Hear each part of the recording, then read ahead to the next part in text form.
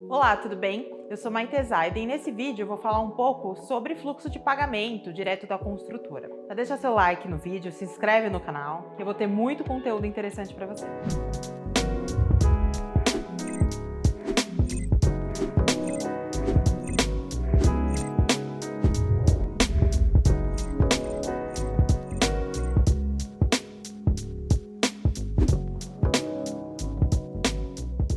Dependendo da construtora, isso tem um nome, PV, valor presente, proposta de venda, enfim, cada construtora denomina de uma maneira certa. A verdade é que nem sempre esses descontos são tão grandes quanto a gente imagina. E se você é um tipo de investidor um pouco mais conservador, isso provavelmente não vai funcionar para você.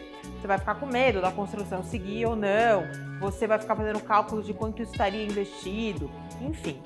O fluxo de pagamento vai entrar muito dentro do que você percebe de mundo financeiro, do que você pensa de investimentos ou que você realmente acredita no mercado imobiliário. Agora, se você é um tipo de investidor que vê realmente valor final, que você quer desconto, que você não quer pagar tanta correção monetária ao longo do seu fluxo de pagamento, então sim, você pode dar um ato maior, sem dúvida nenhuma. Porém, existem várias maneiras de você fazer esse fluxo de pagamento. A grande maioria das construtoras tem uma tabela que nada mais é uma sugestão de como você pode pagar. Existem muitos produtos e muitos empreendimentos, muitas construtoras, que você realmente dá um ato maior, diminui bastante o valor final. Enfim, o fluxo de pagamento entra muito dentro da sua personalidade um pouco, assim como a sua escolha de imóvel, como eu falei anteriormente. Tudo isso é como você é. Como você é investidor? Normalmente, um fluxo de um lançamento, por exemplo, tem 36 meses ou 30 meses. Isso vai variar do empreendimento, da época que você está comprando.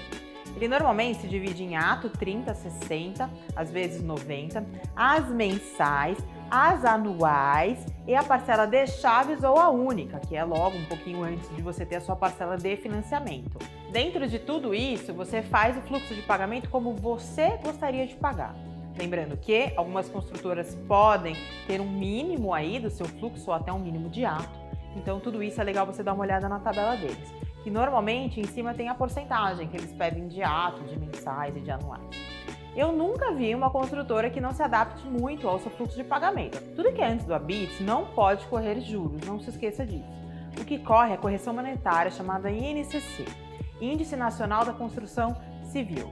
Normalmente ele é baixo, ele tem alguns picos quando você tem um reajuste do cimento, mas normalmente ele não tem uma grande alta para você se preocupar tanto. Porém, ele é sempre acumulativo sobre o saldo devedor. Agora vamos supor que você está comprando um imóvel que já entregou ou vai entregar agora, mês que vem.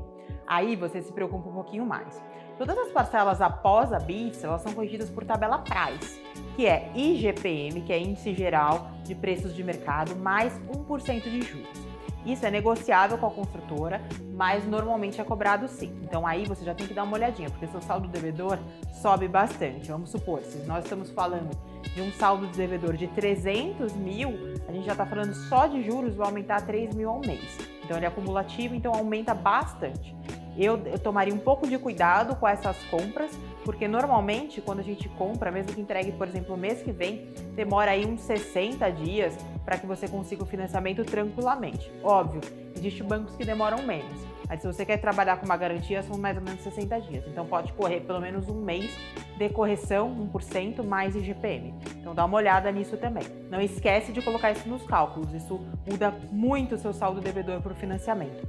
Não é pouco. E se seu banco atrasar, ou se nesse período você tiver algum problema com o seu nome, um problema com a aprovação, ele vai correndo, correndo, correndo. E eu já vi casos no final de virar uma grande bola de neve. Então dá uma olhada nisso. Bom, tem muita gente que me pergunta, o valor da tabela é tanto, eu quero uma proposta. E às vezes você manda essa proposta com 50% a menos. Gente, isso não existe, tá?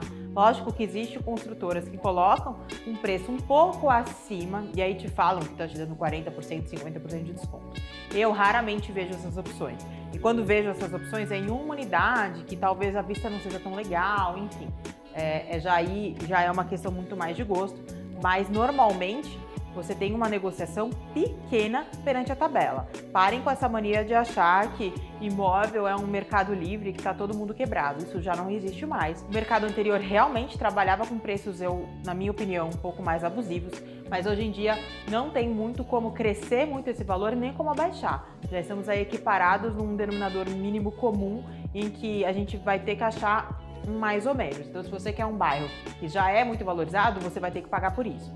Por mais que você queira negociar, existe realmente um valor de bairro e não tem como você fugir disso. Bom, juntando tudo que eu falei, coloca no papel e você vai ter uma proposta de venda. Essa proposta de venda deve ser encaminhada para o seu corretor, que ele vai aí dar sequência e colocar para quem é o principal avaliador aí dessa negociação. Quanto mais recursos próprios você tem, mais poder de negociação. O que não significa que alguém vai dar o imóvel para você. Eu sei que nossos pais, por exemplo, sempre falam, tem que negociar, dá para negociar, não, tá pagando caro. Por quê? Como eu falei lá no primeiro vídeo, nosso primeiro imóvel, ou segundo ou terceiro, a gente não tem muita noção de padrão de preço. Quando você começa essa pesquisa, você vai equiparar o seu padrão de preço. Então você vai ter uma ideia do que é um valor barato, do que é um valor caro e do que é um valor correto e justo. E é isso que a gente procura, um valor justo. Um valor muito barato ou um valor muito caro não é o ideal, a média é sempre o ideal. E não se engane. Não adianta você comprar um imóvel hoje, que entrega daqui 1 ano, 2 anos e 3 anos, e já querer ver, por exemplo, taxa de financiamento. A taxa que você vê hoje não é a taxa que você vai ter daqui 1 ano, ela pode ser maior ou até menor. Os juros de banco normalmente nada mais é do risco do banco emprestar o dinheiro para você, então quanto maior o seu nível de score, ou enfim, qual seja a avaliação de crédito que o seu banco usa, menor vai ser os seus juros bancários. O fluxo de pagamento tem que ser como você vai pagar. Lembra que é você que vai pagar, ou você e sua esposa, você e sua namorada, seu namorado, enfim. Tem que ser de uma maneira que você fique confortável e não que você fique desesperado mês a mês. Então, se você tem um ato maior, maravilha, diminui as suas mensais. E aí paga esses 30%, 40%, 50% que você quer pagar. Quanto menor seu saldo devedor, menor vai ser sua parcela de financiamento. É uma conta de mais e menos. Seu fluxo de pagamento, coube no bolso, vai pagando tranquilo. No meio do caminho, liberou um dinheiro maior, você tem um ato maior, você tem alguma coisa, algum recurso próprio que entrou para você, quita com a construtora ou deixa investido e no final, na parcela de chaves ou de financiamento, você consegue abonar isso sem problema nenhum. Outra coisa, se você é muito inseguro e você fica pensando, será que eu faço financiamento? Será que eu faço carta de crédito? Gente, carta de crédito tem um sério problema. Por quê? Você compra ela hoje, você pode demorar meses, você pode demorar anos para ela ser contemplada. Então vamos supor que você compra uma carta de crédito de 500 mil. Se você está vendo hoje que você compra de 500 mil, daqui 2, 3 anos, provavelmente você não vai encontrar. Não porque as construtoras vão valorizar o imóvel absurdamente, porque existe um fator chamado inflação. Então o dinheiro de hoje não é o dinheiro daqui 1, 2, 3, 4 anos. Lógico que pode acontecer alguma crise, os preços podem baixar, mas aí você está trabalhando apenas com possibilidades. A possibilidade real é que o dinheiro ele realmente sempre vai ser desvalorizado conforme o passar do tempo. Então presta atenção um pouco nisso, cuidado com as cartas de crédito, cuidado com promessas de você vai dar lance e tudo mais, você vai ser contemplado, dá uma pesquisada boa nisso. Elas realmente são melhores em questão de parcelas quanto um financiamento bancário, mas elas têm riscos maiores. Lembra que eu te falei? Sempre quanto maior o risco, menos juros você vai pagar. Carta de crédito, o risco está só com você. Você vai ter que dar lance e tudo mais, vai ter que ser contemplado, sorteado. Então, se o risco está só com você, provavelmente a sua parcela tem que diminuir mesmo. Lembrando que dentro de tudo isso, você tem o fluxo de pagamento da comissão, por um exemplo.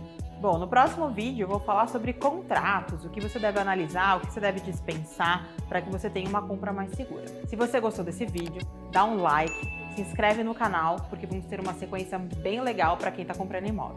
Até mais!